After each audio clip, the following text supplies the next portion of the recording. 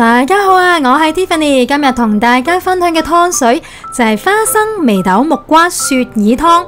我哋而家先睇睇材料嘅份量先啦。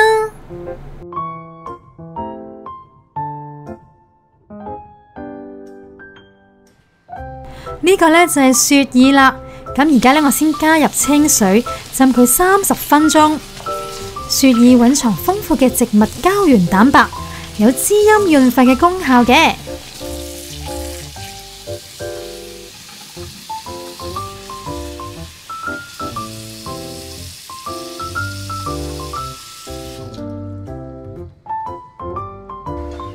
呢個呢就係花生、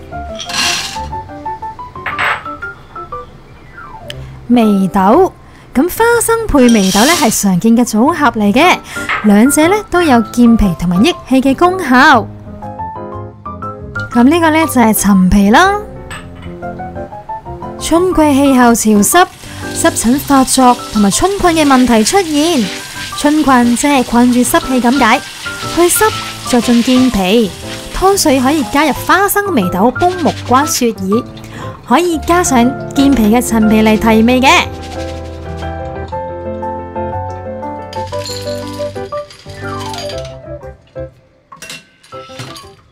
洗乾淨之後就加入清水浸佢30分鐘。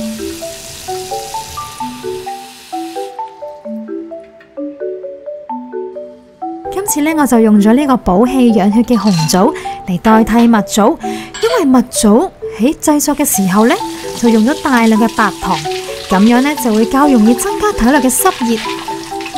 咁今次呢，我就揀咗去咗核嘅紅棗，咁就冇咁燥熱。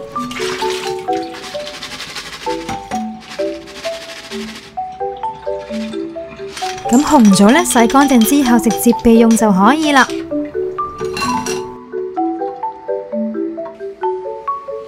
呢個呢就係木瓜啦，木瓜嘅營養超高，含有豐富嘅膳食纖維、維他命 C、A 同埋胡蘿蔔素。抗氧化嘅維他命 C， 除咗可以促進心臟健康之外，亦都有美容效果，幫助抗衰老嘅。呢個呢就係粟米啦，咁我煲湯一定呢就係會揀超甜粟啦，咁煲湯就會清甜啲嘅。呢個呢就係瘦肉嘅肉眼啦，咁煲湯呢就會清甜啲。咁我而家先洗乾淨，一陣間就會飛水。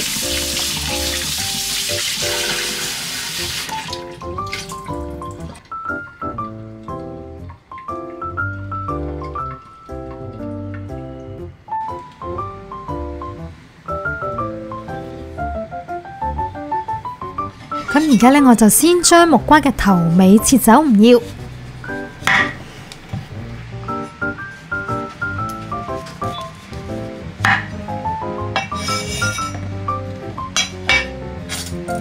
咁跟住呢，我就會將木瓜嘅外皮去批走佢。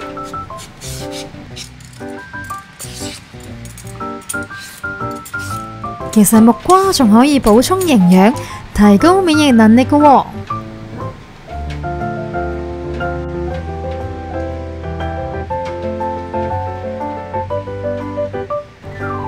批完皮之後呢，就將佢切開一半。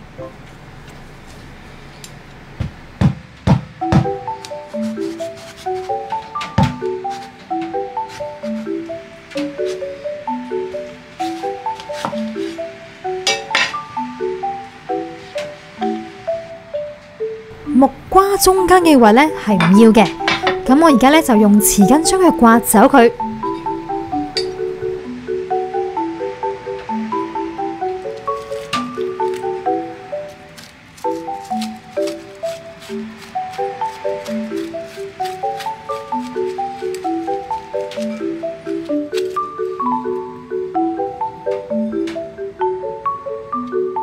木瓜去咗核之後，就可以將佢切件。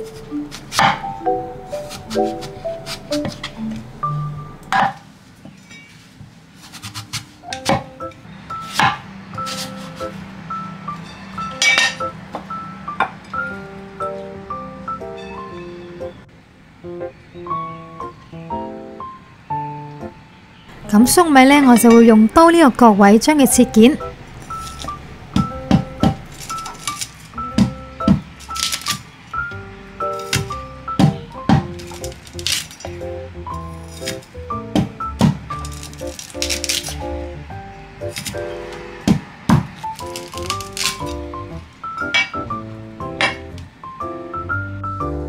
咁雪耳呢就已經浸咗30分鐘啦。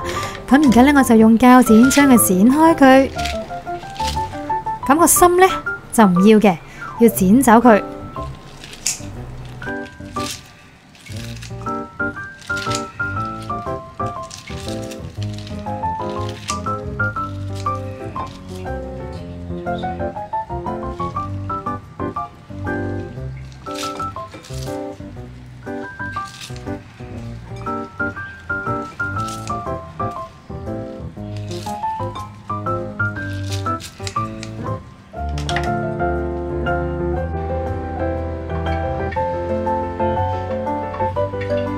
瘦肉凍水落飛水，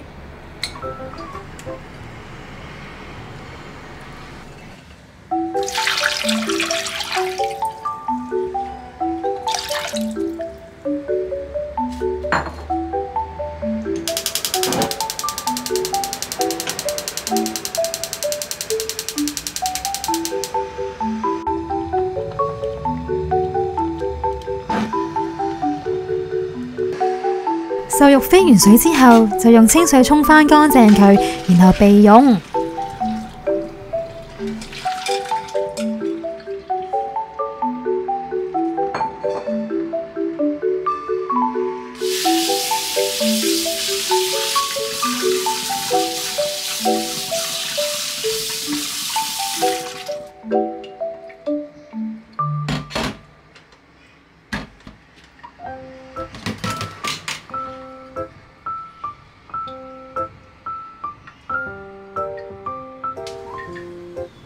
如果所有材料都準備好嘅話，就可以將全部材料放入個湯煲裏面。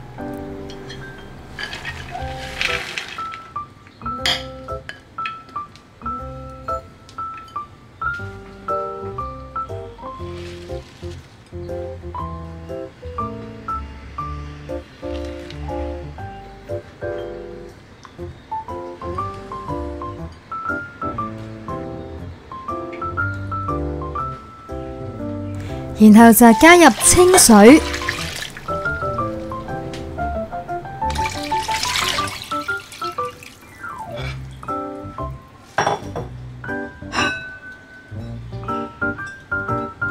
最後冚蓋煲佢2個鐘，煲好前15分鐘，加入鹽就可以啦。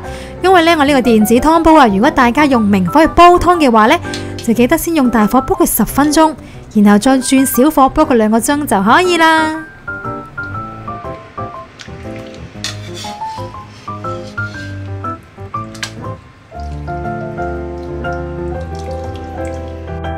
今日同大家分享呢個花生眉豆木瓜雪耳湯就已經煲好啦。如果大家有興趣想知道每一款材料嘅功效嘅話呢，就可以睇翻呢條片下邊嘅資訊欄就係睇得翻噶啦。如果大家中意我哋呢條片嘅話呢，就記得俾個 like 同埋訂閱我哋嘅 channel 啦。咁下次再同大家再見，拜拜。